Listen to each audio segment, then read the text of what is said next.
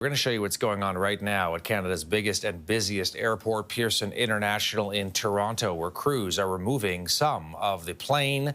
This was a Delta regional plane that crash landed on Monday afternoon. The plane came in for a landing. Something went very wrong. There was a small explosion, and then the plane hit the ground. It flipped over. Both of the wings came off. Fortunately, we're hearing that out of the 21 passengers who were taken to hospital, now 20 have been released. That is good news. We're also hearing of a lawsuit, though, by some of those passengers that have hired a Toronto law firm as well.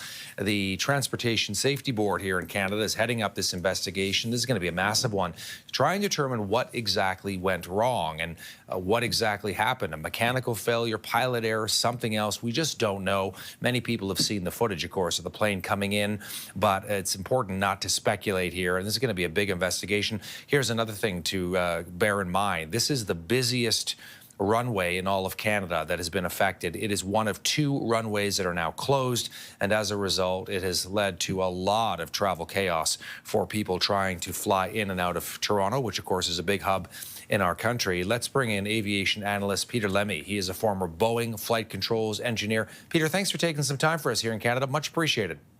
Thank you. So we know the black box has been recovered. What happens next year in layman's terms? Well, the data that comes out of that recorder, which I think they probably already may have, will help identify what was going on as far as the airplane, how it was, the flight controls, where they were, what kind of speeds and so forth were being encountered. It's pretty clear that winds played a factor in this. The airplane came in, the approach was pretty good. But at the very last minute, the airplane hit the runway very hard. And in that process, the right wing, it looks like it was down a bit. It broke off. That left the left wing, causing the airplane to rotate onto its belly or onto its back and break off. I think a couple of things to take note about this accident.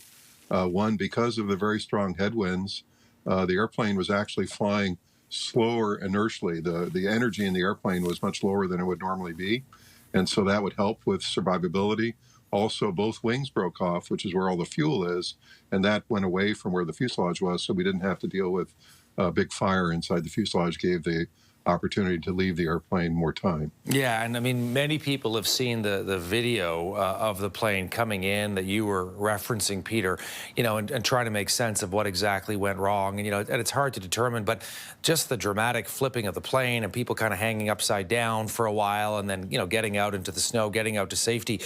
You're thinking that at this point, anyway, in your mind, winds clearly played a factor here in terms of buffeting the plane downward as it was coming in. It certainly is notable because they were very strong winds and they were gusting.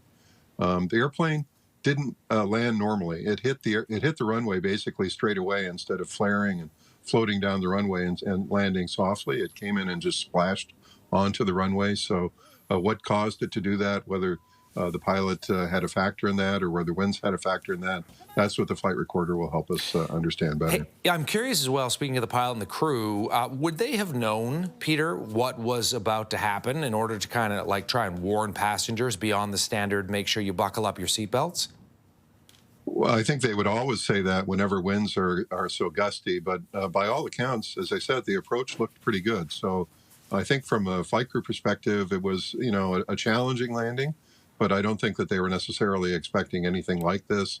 Something happened very dramatically right at the very last seconds of that approach that caused the airplane to splash onto the runway. Yeah, we're going to show as well, if we can, the map trajectory there for the plane as it was making its way from Minneapolis through to Toronto. Last question: how long might an investigation like this take? And I know that's a tricky question, but can you ballpark it for us? Well, the good news is the pilots are alive and available to be interviewed. The flight recorders and the voice recorder is available, so all the data is readily in hand. So that should help the investigation move more quickly. But generally, these things take, you know, on the order of a year to draw to a conclusion. I wouldn't expect it to be much more than that. I don't think that this is going to be a case. I'd be surprised if aircraft system failures were a factor, but, you know, remains to be seen. I think this is probably relatively straightforward for the investigators. Peter Lemme joining us from Washington. Peter, thanks so much for taking the time. Much appreciate you coming on here with us today. My pleasure. Yeah, Peter is an aviation analyst. He's a former Boeing flight controls engineer.